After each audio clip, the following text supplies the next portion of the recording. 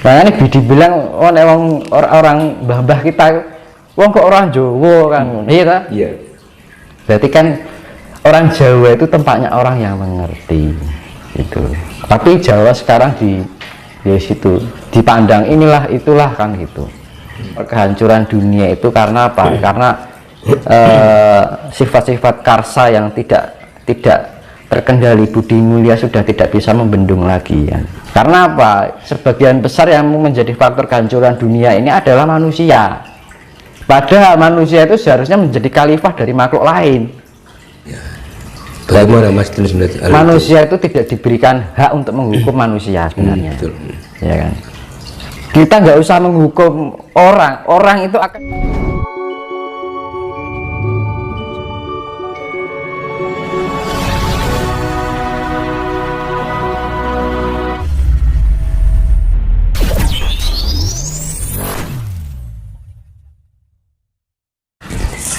Gini Mas, adakah tips khusus dari Mas Tinus terkait meditasi jika kita melakukan meditasi di tempat yang ramai agar bisa mencapai ke titik keheningan itu bagaimana Mas?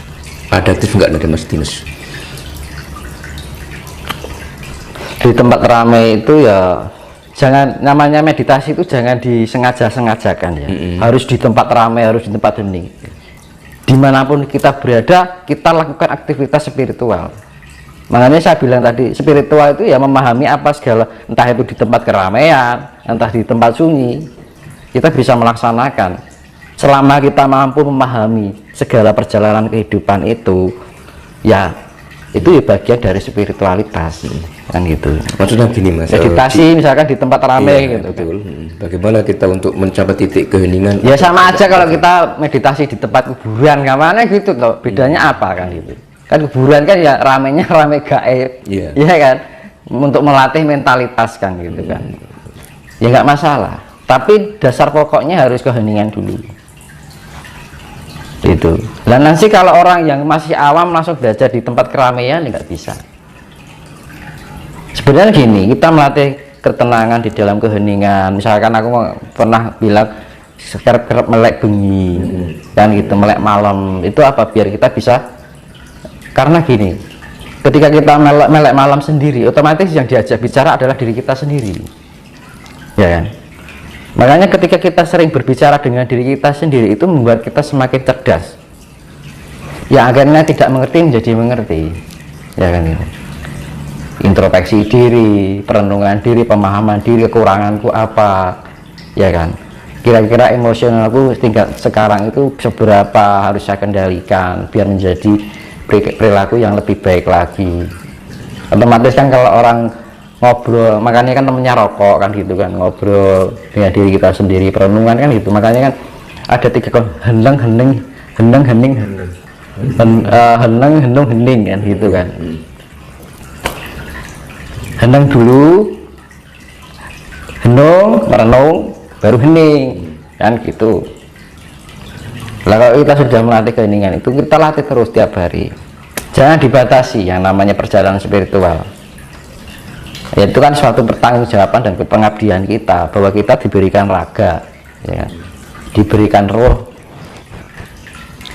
diberikan jiwa ya, kita pelihara. Makanya kan yang spiritual, yang namanya artinya spiritualitas itu makna hakikinya adalah pemeliharaan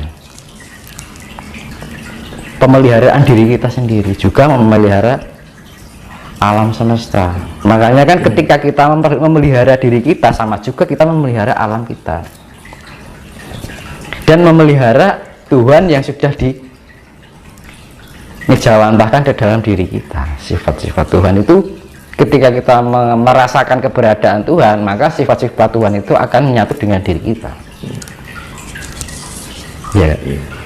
Akhirnya Pak, orang kalau sering meditasi, kita merenungi apa namanya, merasakan keberadaan Tuhan di dalam diri kita, ya akhirnya apa, kita mencapai tingkat yang sifat-sifat Tuhan itu tadi, punya jiwa kasih sayang ya kan, ingin menyakiti nggak, istilahnya ingin menyakiti pun aja nggak mau.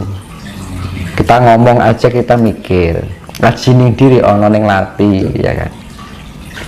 Makanya kan orang Jawa bilang gitu, ajining diri ono ning lati. Makanya orang Jawa orang mau berbicara aja dipikirkan, dirasakan dulu. Kira-kira omonganku menyakitkan buat orang lain atau tidak. Dan kira-kira omonganku itu bila ditujukan kepada aku, kira-kira apa yang saya rasakan, kan gitu. Jadi mawas diri itu seperti itu, Mas.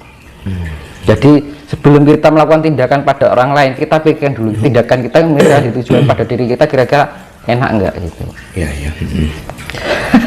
Mas, ada yang bilang bahwa Tuhan itu adalah wujud kesadaran murni manusia. Bagaimana pandangan Mas? Itu tadi ya, saya bilang itu tadi.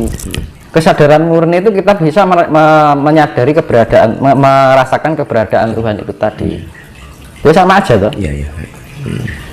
Kalau kita sudah merasakan keberadaan Tuhan di dalam diri kita, maka kita akan mencerminkan sifat-sifat Tuhan itu sendiri.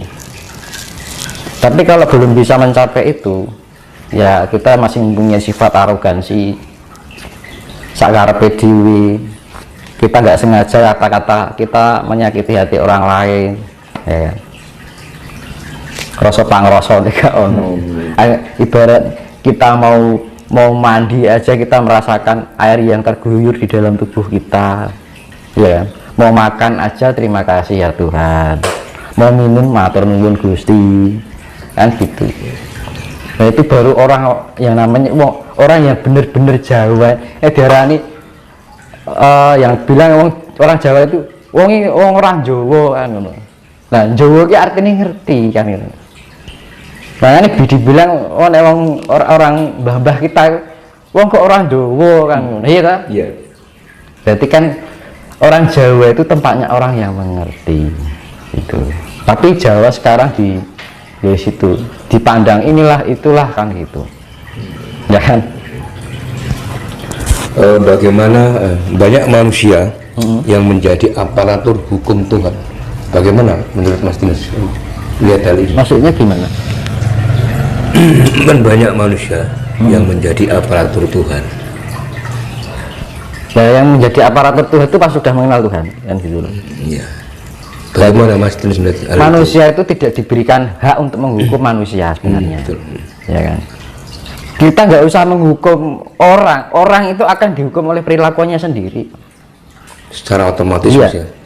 Kita menyakiti orang lain sama juga kita melukai diri kita sendiri sebenarnya. Iya. Makanya hidup itu adalah hukum feedback, hukum cermin, hukum imbal balik. Kalau kita cahaya yang kita keluarkan biru, ya akan kembali biru. Kan sebenarnya itu hukum alam. Jadi sebenarnya ya karena dibikin ya itu tadi, karena faktor kehancuran dunia itu karena apa? Karena sifat-sifat karsa yang tidak terkendali, budi mulia sudah tidak bisa membendung lagi ya. Ibarat kita berbuat baik itu sudah nggak mampu gitu, ya kan. Kadang aja kita berbuat baik aja masih dianggap jelek kok. Zaman sekarang apa yang nggak dianggap buruk kan, ya kan. Nah karena apa, manusia sudah terbudidaya oleh sifat-sifat seperti itu. Karena apa, sudah tidak, ya saya bilang itu di dunia ini sudah lepas dari identitas langit, gitu loh. Karena apa? Sebagian besar yang menjadi faktor kehancuran dunia ini adalah manusia. Padahal manusia itu seharusnya menjadi khalifah dari makhluk lain, ya kan? Apa hewan menghancurkan alam? Kan juga, ya kan? Apa tumbuhan menghancurkan alam? Enggak. Kan manusia. Nah, di mata Tuhan sekarang hewan itu derajatnya lebih tinggi daripada manusia. Kan gitu. Katanya manusia makhluk sempurna, ya kan. Tapi nyatanya apa hewan merusak alam? Enggak. Justru malah manusia yang merusak alam. Nah itu. Berarti yang sempurna yang mana kan gitu loh. Ya. Mas, terkait dengan wujud Tuhan, itu kan banyak beberapa versi kan, bahwa Tuhan itu berwujud cahaya. Nah, ada juga yang mengatakan bahwa diri manusia itu adalah bentuk dan bisa dibilang fotokopi dari Tuhan. saya ingin tahu pandangan Mas Tinus, sebenarnya hakikat Tuhan sendiri itu sebenarnya itu seperti apa, biar kita ini nggak salah pemahaman mengartikan tentang Tuhan, Mas. Tuhan itu berkaitan dengan mikrokosmos dan makrokosmos ya. Segala energi semesta, energi dari yang dihasilkan oleh semesta itu adalah energi kasih, dan power atau kekuasaan atau kekuatan dari semesta ini adalah kasih, ya kan. Terus cahaya dari Tuhan itu adalah kasih, dan wujud dari Tuhan itu adalah cahaya kasih itu sendiri. Nah, makanya ketika Tuhan bisa include di dalam diri kita, ya kita harus bisa merasakan keberadaan Tuhan itu sendiri. Akhirnya apa? Jiwa yang kita keluarkan adalah cahaya kasih, gitu loh. Ya, kalau kita sudah bisa melakukan yang namanya cahaya Tuhan kasih, itu wujud Tuhan. Gitu Mas. Kita menebarkan kasih sayang, itu wujud Tuhan. Kan ngono loh. Melalui perantara senyuman kita, ya kan. Tuhan itu bisa berwujud berbagai macam cara. Dengan ucapan kita yang menyejukkan, menenteramkan, itu adalah wujud Tuhan, ya kan. Kita berperilaku belas kasihan sama orang, berbelas kasihan sama hewan, berbelas kasihan sama tumbuhan, itu adalah wujud Tuhan. Itu. Makanya zaman sekarang kalau ada merasa dirinya benar, tapi perilakunya tidak mempunyai jiwa kasih, ya percuma gitu kan, omong kosong. Makanya yang namanya keberadaan Tuhan itu akan terwujud ketika Tuhan terwujud di dalam diri kita, ketika sifat-sifat Tuhan itu include di dalam diri kita, dari perilaku kita, pola pikir kita, pola rasa kita, pola ucapan kita harus mempunyai sifat-sifat dari sifat Tuhan. Sifat Tuhan itu adalah lembut. Lembut itu yang diwujudkan dalam sebuah kasih. Makanya ketika kita Tuhan include di dalam kita, maka cahaya yang kita keluarkan ya cahaya Tuhan. Kan ngono, jiwa kita itu loh Mas, pancaran kan ngono. Baratnya gini,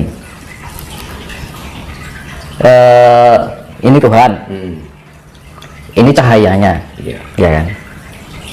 Nah, ibarat ini matahari, ini pancarannya, ya kan.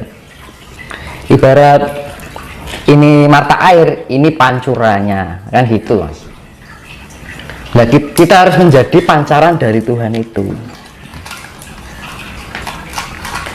pangejawantaan dari sifat Tuhan. Mas. Jadi energi semesta di sana itu pancarannya itu pancaran yang sangat lembut sekali, yaitu yang penebaran kasih.